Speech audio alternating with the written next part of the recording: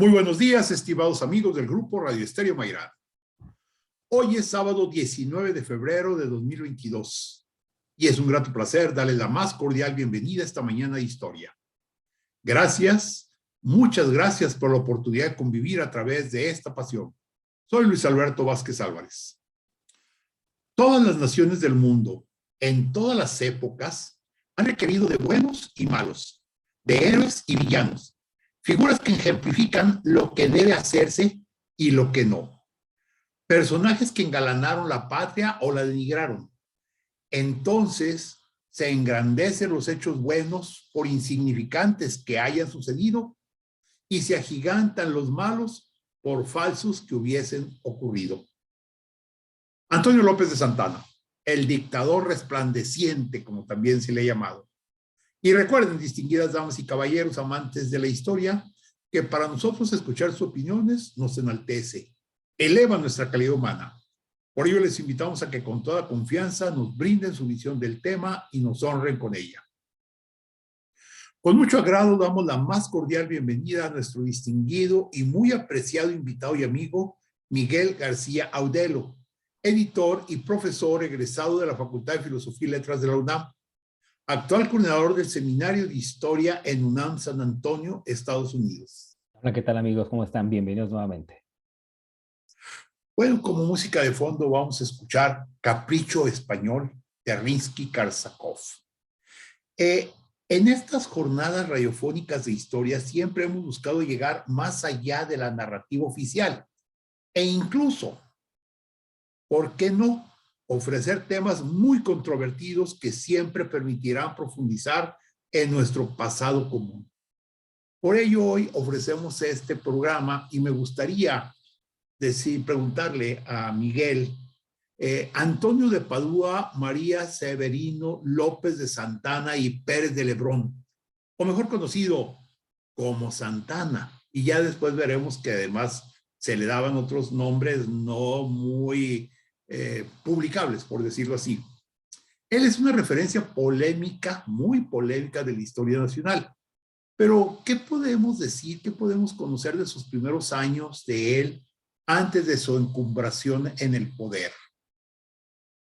Bueno, Santana, como hay pocos personajes en el siglo XIX, es un personaje de astucia sin igual, ¿no? Lamentablemente aplicada por lo general a intereses particulares que no siempre le llevaron pues a un muy buen fin. Él, como muchos otros personajes en la historia de Latinoamérica, pues podría definirse en términos políticos como un individuo sumamente carismático, un político popular, siempre del lado del clamor de las luchas que enarbolaban a cada cuartelazo, por lo que cambiaba no solamente a cada vaivén, sino según la época, ¿no? Era un personaje además bien parecido, diríase era un Peña Nieto del siglo XIX, y como tal aprovechó y explotó al máximo todas esas cualidades que lo hicieron un personaje insustituible por lo menos durante 3 décadas, hasta que por su salud y por su deficiencia en términos de las relaciones políticas que llegó a establecer, se precipitó hacia el exilio. Pero Santana es un personaje que le toca presenciar no solamente el fin de la Nueva España, sino el nacimiento del país, puesto que él desde muy pronto ingresó a la vida militar. Los primeros años y ascenso al poder, que podría así definirse esta primera intervención, pues nos llevarían a hablar de él hasta el año de 1833. Para los que no conozcan demasiado de un personaje como Santana, principiaremos diciendo que era Jarocho, nacido el 21 de febrero de 1794, y por esa razón dedicamos este programa a él, en ocasión de su cumpleaños. Él, como muchos otros que no tenían acceso a una carrera o a un futuro promisorio, ingresó al ejército un 6 de julio, si no me recuerdo, de 1810, ¿no?, directamente al Real Ejército de la Nueva España. Le dieron, obviamente, por no tener ningún atisbo de nobleza, pues ingresó como cadete de infantería, el que estaba fijo en Veracruz, sin más. Esto en el año de 1810, ¿no?, justo unos meses antes de que iniciara la revuelta de Hidalgo, pero cuando la revuelta de Hidalgo empieza a tomar proporciones mucho más grandes, ¿no?, y lo derrotan en el Puente Calderón al año siguiente, él ya estaba más que familiarizado con las armas. Entonces a este joven Santana lo mandan a la parte más interesante de las provincias internas de Oriente, que era Tamaulipas y Nuevo León, justamente para combatirlo, y ahí entra al servicio de José Joaquín Arredondo, que era el comandante general de las provincias internas, que a su vez tenía a su cargo a Ignacio Elizondo, quien ni más ni menos fue el que derrotó con una traición a Miguel Hidalgo, que por cierto se dirigía hacia los Estados Unidos para pedir ayuda. Entonces, probablemente Santana miró a los ejércitos insurgentes de Hidalgo y probablemente al mismo Hidalgo en esta etapa de la historia. Cuando Hidalgo cae y es enviado nuevamente a su patria, a Veracruz, pero específicamente a Orizaba, porque también allí había levantamientos rebeldes que tenían que ser combatidos. Ahí permaneció toda la lucha de independencia, hasta que finalmente logra una victoria militar importante, por lo cual es condecorado por el virrey Apodaca, ¿no? El fin de la Nueva España, como todos sabemos, fue un acuerdo político en las cúpulas. Yo creo que esto ya lo hemos dicho en muchas ocasiones, pero Santana da su primera muestra de astucia política cuando en marzo de 1822 un individuo ya de 28 años decide adherirse al imperio de Iturbide para apoyarle. Santana en ese momento estaba a favor de la libertad, de la libertad de la Nueva España, de la independencia, pero igual que otros militares realistas, no aceptaban que el gobierno que se fuera a formar estuviera compuesto por elementos oligárquicos, ¿no? Porque según ellos pues, no se eliminarían del todo los privilegios de los españoles peninsulares que todavía quedan en el país y por los cuales se había hecho la independencia, ¿no? Cuando el Congreso finalmente accede a todas las presiones que llevaron a instituir la monarquía, pues él estaba del lado de Iturbide. Sin embargo, el imperio Iturbide se va a caracterizar por un sinfín de dificultades, ¿no? Atravesado por conspiraciones y desde luego la oposición republicana, ¿no? Que lleva a hacer una especie de complot en donde salen los nombres como Fray Servando Teresa de Mier o de Carlos María de Bustamante, que son apresos. Esto fue la excusa perfecta para disolver al Congreso y imponer normas severas para Iturbide tomar las riendas nuevamente del poder. Sin embargo, las presiones políticas y al verse o al sentirse traicionados personajes como Nicolás Bravo, Vicente Guerrero, Guadalupe Victoria, pues tiene que abdicar, ¿no? Y digamos que el empujoncito se lo da a Santana cuando promulga el plan de Veracruz y después el plan de Casamata, que es el que termina tirándolo, ¿no? En esta década de los 20 es republicano, ¿no? Federalista, apoya al gobierno que le sucede, pero especialmente al de Guadalupe Victoria, que lo recompensa con el gobierno de Yucatán, ¿no? Más tarde le dan el gobierno de Veracruz y cuando finaliza el gobierno de Guadalupe Victoria, en los comicios de 1828, ¿verdad? En las elecciones en donde participan Manuel Gómez Pedraza, que triunfa legítimamente sobre Vicente Guerrero, se pone, ¿verdad? Santana, del lado de este último. Y Santana, como muchos otros, encabeza una rebelión que exige que al general Guerrero se le dé la presidencia de la República. Y este cuartelazo es el que va a inaugurar todos los que van a venir durante 50 años y que van a sumir a México en una espiral incontenible de inestabilidad política que solamente va a cesar con el triunfo de la República en 1857 y su reafirmación en 1867, 10 años después, ¿no? La verdad es que Santana se supo acomodar muy bien, ya era poseedor de un prestigio militar importante. Y lo que va a venir a continuación es que además de que le va a apoyar a Guerrero, pues se va a encontrar con la circunstancia de que pues no todos eran Santana. Anastasio Bustamante va a organizar un cuartelazo, va a tirar a Guerrero del poder y se va a colocar él como presidente de la República. Esto lo va a saber aprovechar Santana porque va a ofrecerle a Gómez Pedraza su apoyo militar, ¿no? Con el objeto de que regrese al gobierno, ¿no? Y continúe él, ¿no? Teniendo la misma primacía y los privilegios que había obtenido desde tiempos de Guadalupe Victoria. Sin embargo, las cosas no resultan tan bien. Anastasio Bustamante logra conservarse en el poder durante 3 años, hasta 1833, pero, o sea, digamos, estos son los inicios de la carrera política de Santana. Aunado va también el prestigio militar, un evento importante dentro de su carrera, pues no solamente había sido participar en la guerra de independencia, haber apoyado a Iturbide, después a Guadalupe Victoria, sino estar como pendiente de todas aquellas oportunidades que podía aprovechar a su favor. Una de estas fue sin duda la de 1829, la que se presentó en 1829, cuando un grupo de españoles desembarcó al mando de Isidro Barradas en Tampico y planeó llevar a cabo la reconquista de la Nueva España. Naturalmente que pues las circunstancias habían cambiado, el proceso de independencia no solamente había concluido en términos militares, sino que ya estaba muy consolidado en términos políticos. Otra serie de factores también explicaron la derrota militar de Isidro Barradas, entre ellos pues, que también no estaba bastante preparado, le habían también llenado la cabeza con muchas ideas, ¿no? Una de las cuales decía que llegando Isidro Barradas, el pueblo, el antiguo pueblo de la Nueva España se le iba a rendir y lo iban a apoyar, o sea, vino con engaños a México pues lo derrotaron. ¿Quién? Santana. Santana fue el que efectuó esta derrota en contra de Isidro Barradas y a partir de entonces fue llamado el benemérito de la patria. Por si pensaban que a Juárez, si no me recuerdo por el Congreso de Colombia, se le habían dado nada más ese título, pues no, Santana también tenía el título de benemérito de la patria dado por el Congreso mexicano en 1829 a causa de la victoria militar que obtuvo en contra de los invasores españoles. Pero mientras esto se cosía, digamos, llegaba a acuerdos con Manuel Gómez Pedraza con el objeto de restaurarlo, algo que por fin cumple hasta el año de 1833, cuando precipita a Anastasio Bustamante y coloca a Pedraza únicamente para que termine su periodo presidencial, que debió haber iniciado en 1828, pero a causa de esta controversia con Guerrero, ¿no? Para entonces ya muerto, fusilado también a traición, pues le toca terminar su gobierno legítimo.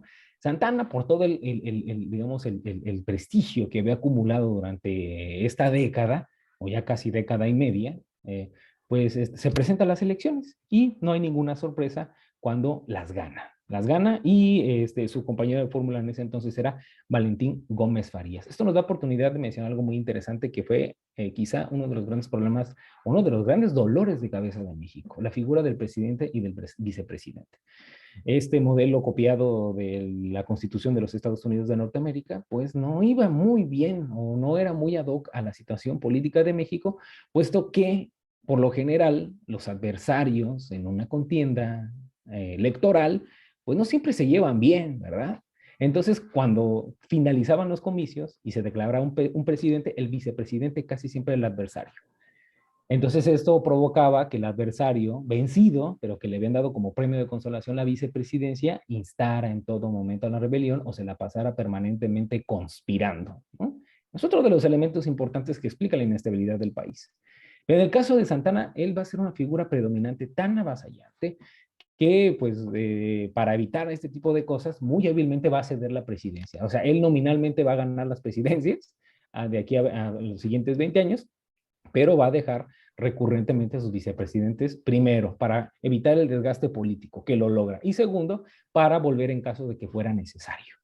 En su primera presidencia tuvo como vicepresidente a Gómez Farías, que implementó, dicho sea de paso, las primeras reformas importantes para cortar con el legado antiguo del virreinato, y muestra de ello fueron pues, las leyes que implementó en contra de las propiedades de la iglesia, en contra de la Real y Pontificia Universidad de México, en contra del sistema de recaudación fiscal de entonces, que pues era el que tenía la Nueva España, y en fin, muchas otras cosas que proyectaron una imagen de Gómez Farías como un individuo invadido, atravesado por la cólera, y que por dicha razón le empezaron a apodar Gómez Furias, ¿no? Este personaje terminó pagando el precio político que le tocaba pagar a Santana y que muy hábilmente esquivó. Cuando Santana decide regresar al poder, pues tiene pues bastantes problemas por dos razones. La presidencia de Santana que era un personaje no solamente ya muy prestigioso, comenzaba a tener tintes, ¿no?, de un autoritarismo que no se había observado ni en Guadalupe Victoria, ni en Guerrero, y acaso en Anastasio Bustamante, porque este último estaba carente de legitimidad. Pero Santana, que sí había llegado al poder por unas elecciones legítimas y estaba cubierto de legitimidad, empezó a concentrar el poder de tal manera que los estados no estuvieron de acuerdo en que el poder se concentrara a tal punto de que transformara el sistema político que hasta entonces imperaba, es decir, el federalismo. Este tránsito del federalismo a un centralismo provocó muchos problemas que Santana va a tener que enfrentar, sí, como presidente, pero más como un problema no solamente ya de su gobierno, sino de los que vienen del extranjero, a los cuales va a tener que hacer frente de una manera muy desastrosa. Excelente. Fíjate que me gustó mucho esta presentación que haces, que nos da la primera visión de este Santana, que un día tumba a Gómez Pedraza y 3 años después lo levanta para colocarlo de donde lo tumbó. Así ¿Sí? Y que por un lado negocia con los conservadores y luego, primero es conservador, luego es imperialista, luego es republicano. Pero qué interesante, y sobre todo lo que nos has dejado pendiente para el siguiente bloque, que es lo que corresponde a qué pasó con el problema federalista en México. Pero vamos a hacer una breve pausa y continuamos. Gracias. Regresamos a Diálogos con la Historia. Estamos platicando con Miguel García Audelo, nuestro amigo, historiador egresado del UNAM de Filosofía y Letras y actual coordinador del Seminario de Historia en UNAM San Antonio, Texas. Bueno, nos acabas de platicar, Miguel, acerca de los primeros avatares de Santana,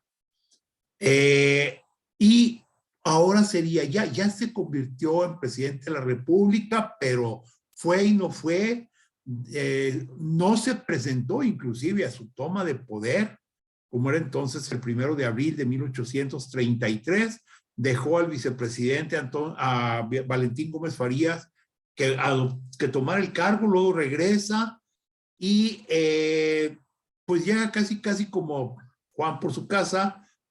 ¿Qué pasó? ¿Qué ha habido aquí? Y en realidad podemos decir que las décadas de 1830, 1840 fueron devastadoras, no solo para él, sino para el país entero. Es decir, ¿cómo podríamos abordar un tema tan cruento en la historia mexicana y su vida personal, que en buena medida se podría comentar que hubo un momento en que la vida de Santana estaba ligada a la vida de México? Así es, pues en algún momento la vida de Santana es la vida de México y la vida de México y la vida de Santana. Historiadores como Luis González y González llegan a denominar este periodo que va de 1833 a 1853 como el paréntesis de Santana, que en términos así como editoriales, algo que está entre paréntesis quizá puede ser obviado o no leído, etcétera, en la primera de las excepciones, pero en el caso de Santana no creo que haya sido un paréntesis. La vida de México, la existencia mismo del país se explica en buena medida por las consecuencias que tuvieron que asumirse a causa de sus decisiones, no siempre las más acertadas, pero dicho también sea de paso, pues a él le tocó un momento muy difícil en la historia del país, en donde tenía una muy poca gama de ofertas sobre las cuales deslizarse, ¿verdad?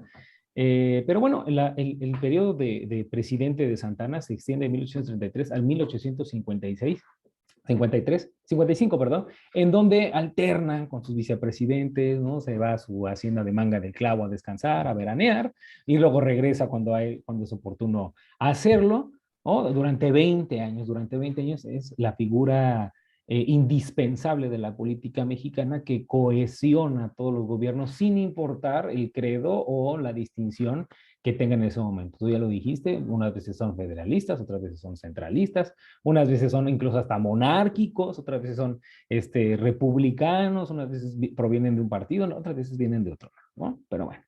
A Santana se le empiezan a poner muy feas las cosas, yo creo que 2 años después de su elección como primer presidente, o sea, en su primera presidencia en 1835, por la cuestión de Texas, ¿no? Esto tiene que ver por la aplicación del centralismo. El asunto de Texas se explica fundamentalmente por dos cosas. Uno, la adopción del centralismo, que no solamente causó el malestar de los tejanos, sino también de los yucatecos y de los zacatecanos, que quisieron secesionarse del país y formar repúblicas independientes. Algunos de ellos lo hicieron. Texas es el caso más famoso, pero también lo hizo Yucatán, pretendió hacerlo Zacatecas, pero llegó a ponerlo a efecto en algún momento de la historia de México Nuevo León, que absorbió Tamaulipas y Coahuila, si no mal recuerdo, para formar la República del Río Grande, si no mal recuerdo. O sea, pero este problema fue porque no se respetaba la Constitución de 1824 y exigían la vuelta al federalismo, por un lado. Y la segunda, pues es pues la voracidad de los americanos y de los tejanos que querían quedarse con el territorio que hoy ocupaba Texas. Entre octubre de 1835 y 1836 va a ocurrir el primer gran desastre de la historia militar y territorial de México, que terminará con el tratado con la batalla de San Jacinto, ¿no? Y el tratado de Velasco, en donde Santana, como prisionero, ¿verdad? Que había ido a combatir desde la Ciudad de México hasta Texas a los secesionistas tejanos, va a perder la guerra, le van a obligar a firmar ese tratado de Velasco y en donde supuestamente va a reconocer la independencia de Texas en marzo de 1836. El gobierno mexicano, desde luego, no va a reconocer este tratado porque arguía que Santana era un prisionero político, ¿no? Era un prisionero de guerra y por lo tanto había perdido sus funciones como presidente de la República. Y en última instancia, quienes autorizaban esa clase de tratados era el Congreso, no el presidente en funciones, ¿no? Los tejanos obviamente se pasaron esa explicación por el arco del triunfo y van a seguir ocasionando un problema muy grave a México por las relaciones diplomáticas con Estados Unidos. Vamos hacia allá. 2 años después, en 1838, ocurre la Guerra de los Pasteles. El argumento es muy sencillo. Unos pasteleros reclaman que en su restaurante de Tacubaya habían hecho destrozos unos militares o, dicen otras versiones, habían comido unos pasteles y no los habían pagado los militares, por lo cual se exigía una remuneración de 60,000 pesos, ¿no? Algo así, 66,000 pesos, una deuda exorbitante y ridícula. Ellos, como súbditos del rey francés, piden la ayuda al gobierno de Francia y Francia ve la oportunidad perfecta no solamente para cobrarse esa deuda, sino para empezar a intervenir políticamente en un gobierno tan débil como el de México. Y en 1838 no solamente ocurre el bombardeo de Veracruz, sino una de las heridas que van a distinguir a Santana, que es que con un cañonazo le van a volar una pierna a Santana, o al menos se le van a dejar tan mal herida que van a tener que amputársela y este mismo personaje, declarado héroe de guerra, a pesar de la derrota de Texas y de la derrota con los franceses, va a hacerle un funeral de estado a su pierna, ¿no? Ahí desde entonces, pues le empiezan los apodos, ¿no? Empieza a ser muy popular el apodo del 15 uñas, ¿verdad?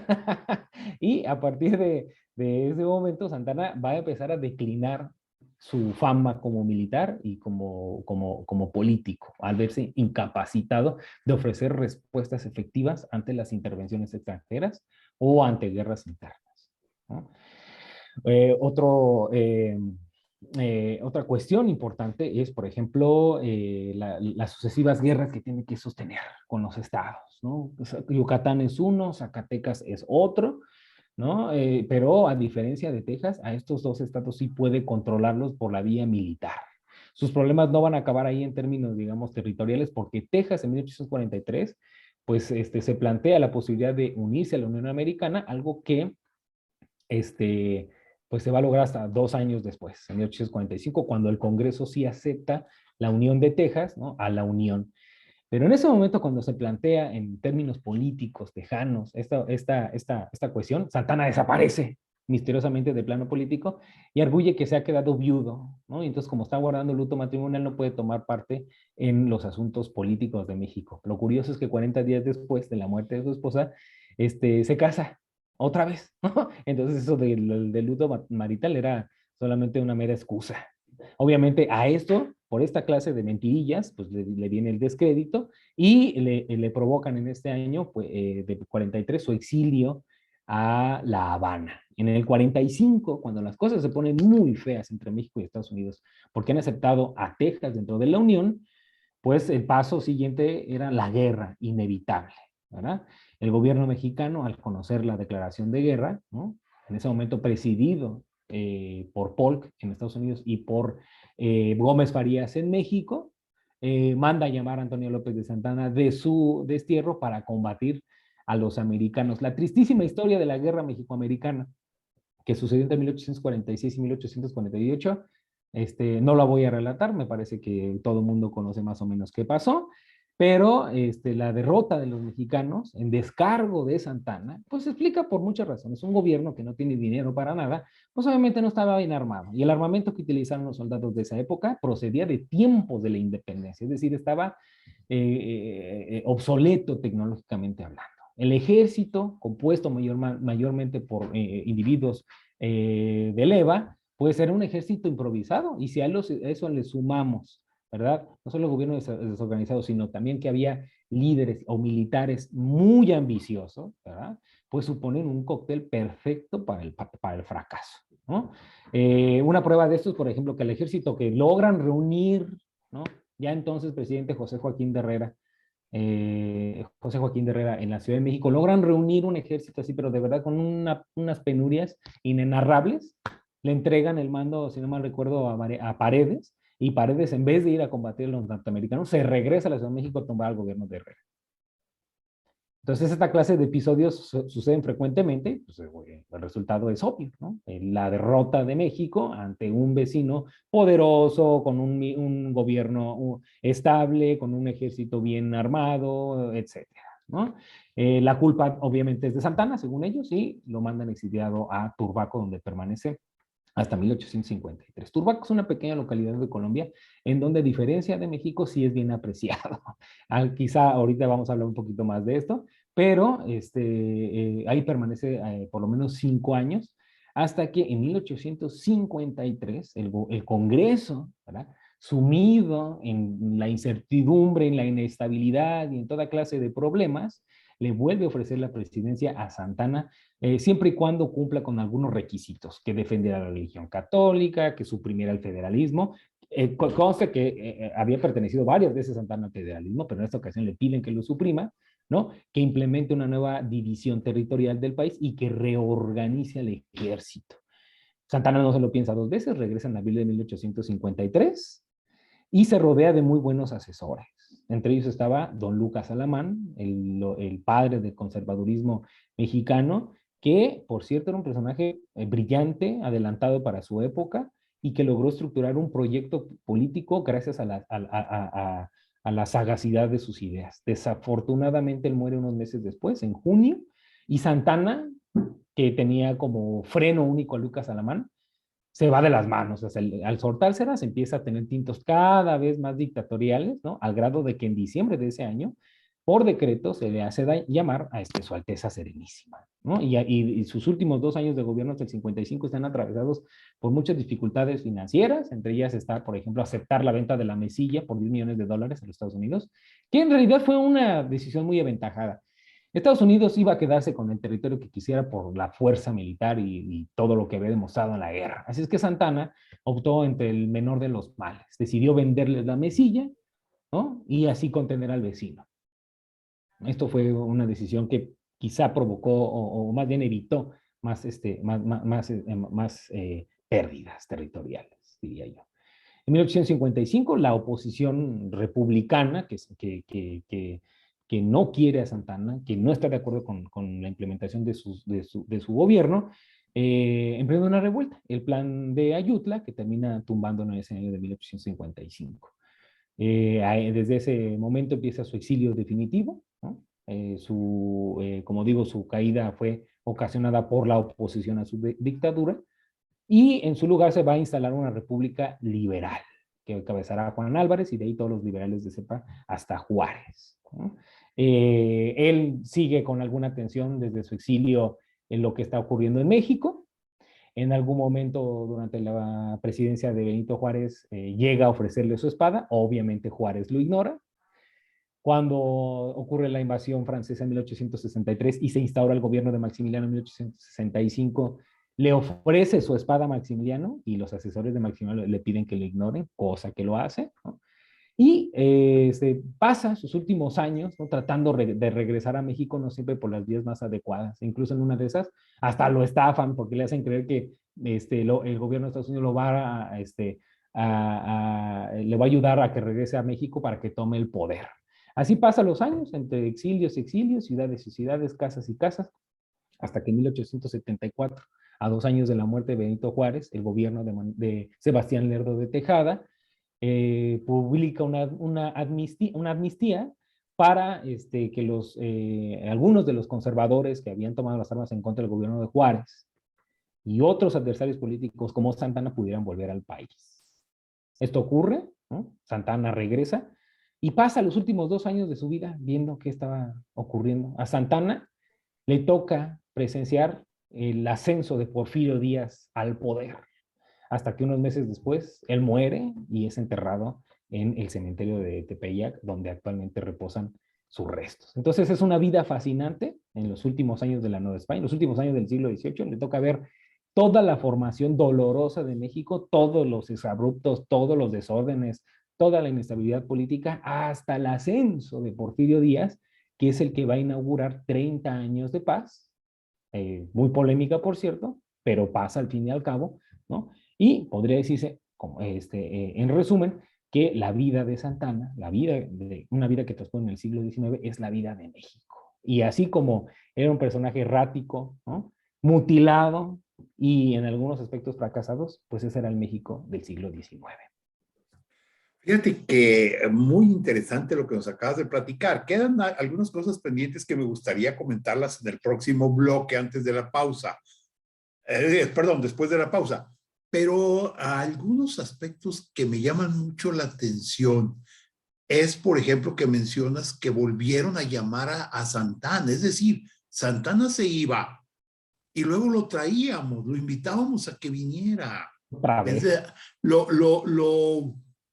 No solamente le perdonábamos lo que aparentemente se le podía culpar, que ahorita vamos a ver qué tan cierto hay de todas esas culpas, sino que además lo hacíamos héroe, le dábamos un lugar muy especial. Y bueno, también entran otros aspectos que me gustaría tratar contigo, que nos platicaras al regresar de la pausa, como por ejemplo si realmente podemos acusarlo de la derrota con Estados Unidos, por decir un ejemplo, o pues bueno, ya veremos otras. Vamos a hacer una breve pausa y continuamos. Regresamos a Diálogos con la Historia. Estamos platicando con Miguel García Audelo acerca de Santana. Miguel García Audelo es nuestro invitado. Él es egresado de la Facultad de Filosofía y Letras de la UNAM. Actualmente es el coordinador del Seminario de Historia en UNAM San Antonio. Y bueno, Miguel, comentabas acerca de Santana. Hasta aquí hemos seguido su biografía, incluso ya hasta su muerte, muy avanzada en edad, un México ya muy consolidado con Porfirio Díaz.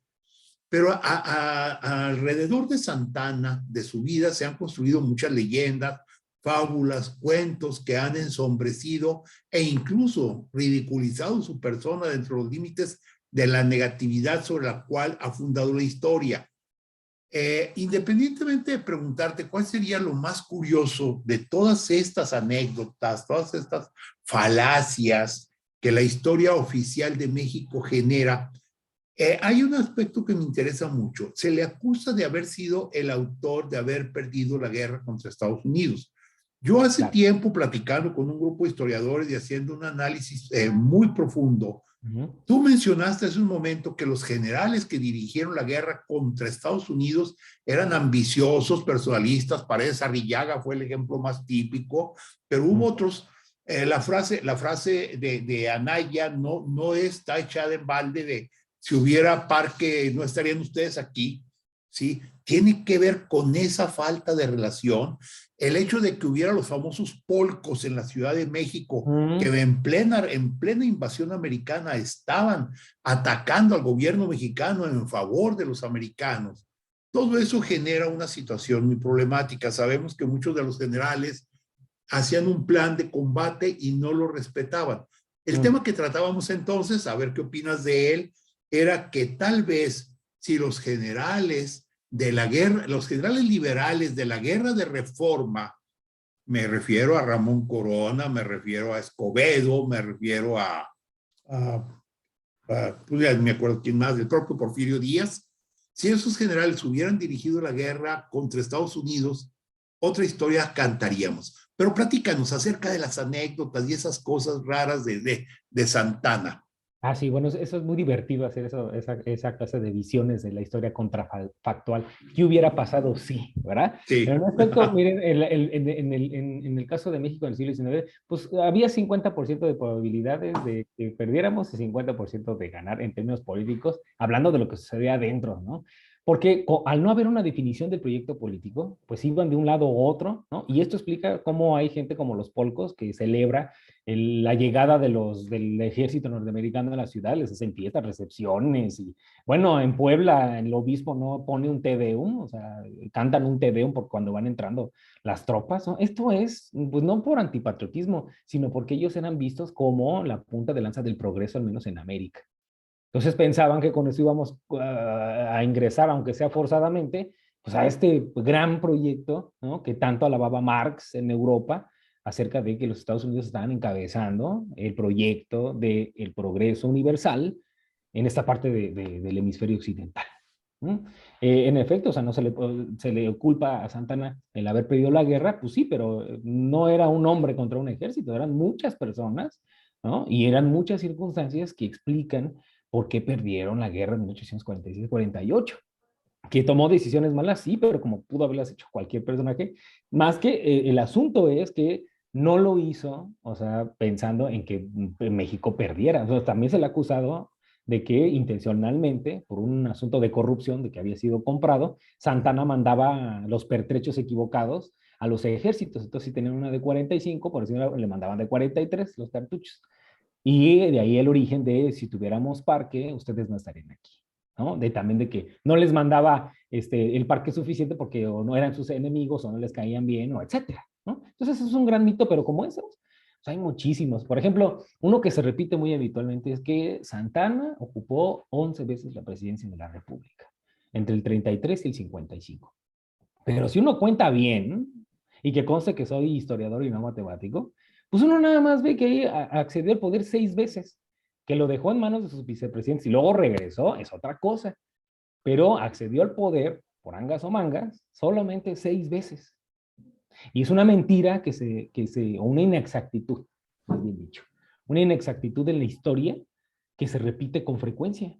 ¿No? Otra cosa popular de él es que los norteamericanos inventaron que él mismo se decía el Napoleón de América o el Napoleón de Occidente, el Napoleon West, ¿no? Of West. Pero eso es una cosa que inventaron los que ganaron en la guerra de Texas, Sam Houston y todos esa bola de piratas, ¿no? Que arrebataron Texas a México. Entonces, además de este mito, él mismo, ciertamente, como muchos militares del siglo XIX, tenían admiración profunda a Napoleón Bonaparte, ¿no? Para empezar, algo que parece ridículo, pues lo voy a mencionar, los peinados del siglo XIX. Ustedes ven cuadros de militares famosos y se peinan así como queso Oaxaca de un lado hacia otro, así como jalando los pelos, imitándose lo que ellos decían era el peinado de Napoleón.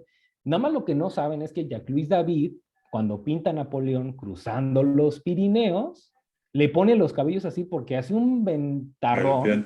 Cualquiera que ha pasado en avión por ahí encima de los Pirineos hasta se agarra ahí como si fuera un micro de la Ciudad de México, de verdad. O sea, son unos ventarrones. ¿Cómo no le van a despeinar el cabello a Napoleón Bonaparte, por Dios, ¿no?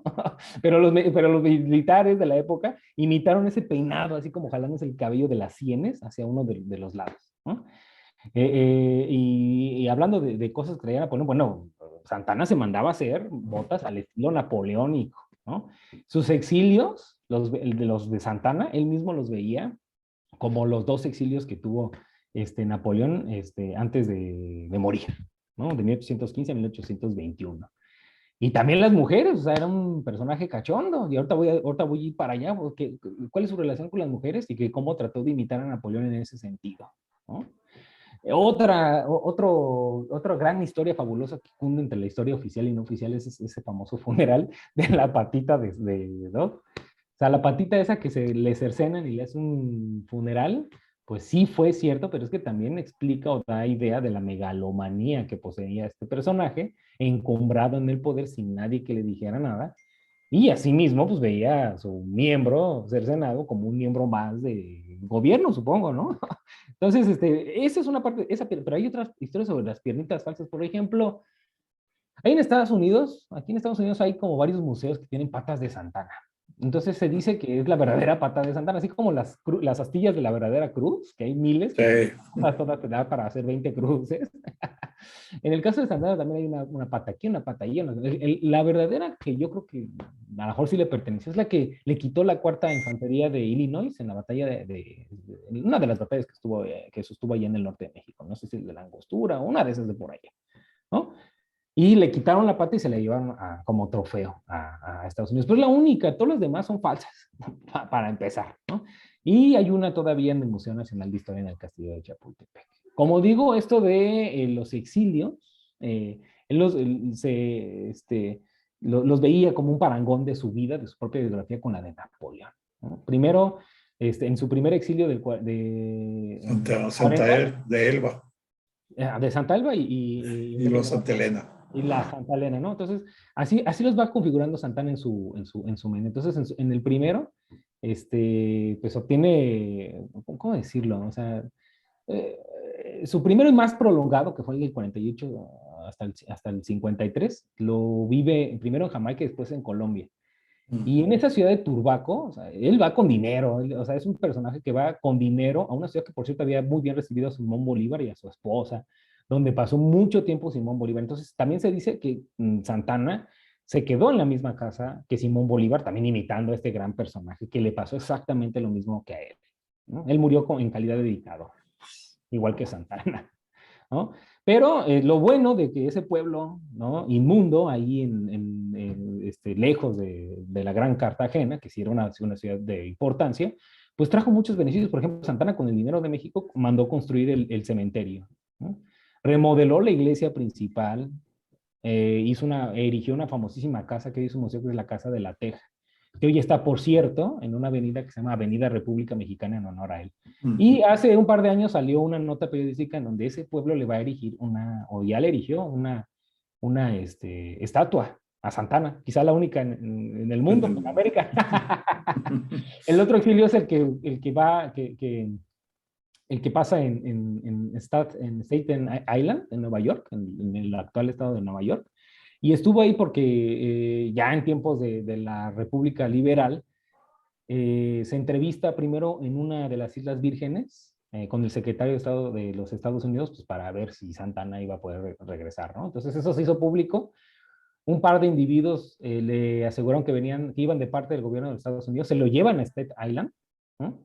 Y según él, iba a Nueva York a fraguar, ¿no?, su vuelta a México con todos los honores y con el apoyo de los Estados Unidos, pero resulta que lo estafan y se queda en Estados Unidos ahí en calidad de indocumentado, habiendo sido el presidente de la República, ¿no? Pero, o sea, no sé cómo llamar, es una cuestión muy chusca porque tiene un accidente, una serendipia. ¿Por qué? Porque estando ahí viendo cómo va a regresar a México y cómo va a tirar el gobierno liberal, porque el pueblo de México está ansioso de que vuelva, ¿no?, forzado en su estancia en Staten Island. Santana importa de México, por muchos de los amigos que hizo durante la presidencia, importa la gomita del zapote, que nosotros conocemos como el chicle. Entonces se asocia con un señor que se llama Thomas Adams, porque querían sustituir la goma de ciertos vehículos o de ciertos productos para que el caucho mexicano se convirtiera en esa sustancia. Pero fracasan, y en ese fracaso inventan los chicles. Y de ahí la famosísima compañía de chicles, Chicles Adams, pues se la demos a Santana. Ni más ni menos. Otra cosa es, por ejemplo, si ustedes ven, ya volviendo a México, el escudo y la bandera del estado de Aguascalientes, ven ahí una cadena rota con un besito.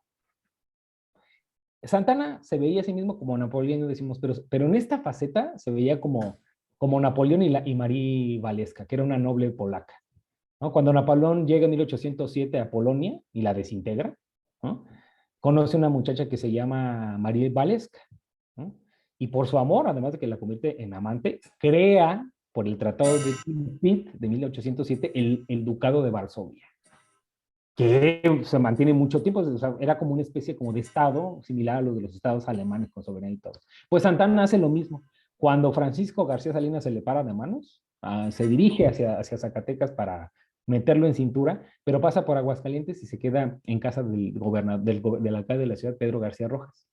Y la esposa de Pedro García Rojas le pide que haga de Aguascalientes un estado independiente, ya que estamos partiéndonos, ¿no? Pues que haga de Aguascalientes. Y Santana creo que le dice, bueno, ¿y usted piensa que es necesario? Sí. ¿Y qué estaría dispuesto a hacer? Pues todo. Y pues la historia, no la voy a decir porque me da rubor, pero el caso es que cercenan Aguascalientes, que era la parte más importante y rica de Zacatecas, y pone a Pedro García Rojas, ¿no?, como gobernador, el esposo de la señora que le pide que crea Aguascalientes. Entonces, el escudo tiene una cadena rota en señal de que los liberan de la tiranía, por decirlo de alguna forma, de Zacatecas, y un besito, que fue la noche de pasión de Santana, por ahí. Se llama María Luisa, por cierto, la señora, ¿no?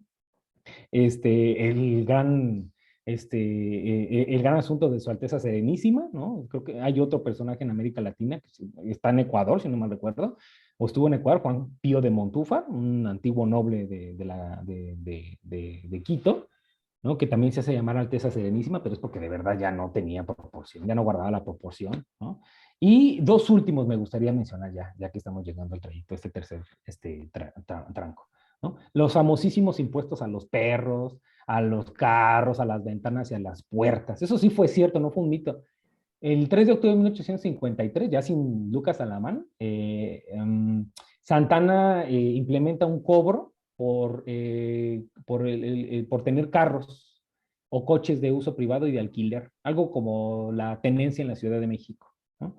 Nada más lo que no saben es que ese impuesto ya existía desde el tiempo del virreinato, por cierto.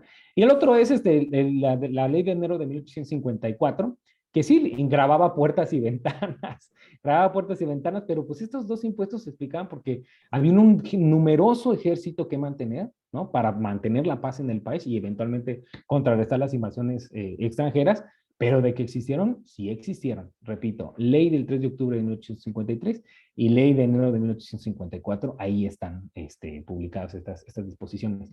Y la última, que yo creo que es así como de las pocas cosas buenas que dejó Santana, el himno nacional. O sea, lo cantamos y todo, pero el himno nacional, ¿no?, es producto de una convocatoria que lanza el gobierno de Antonio López de Santana para darle un himno al país.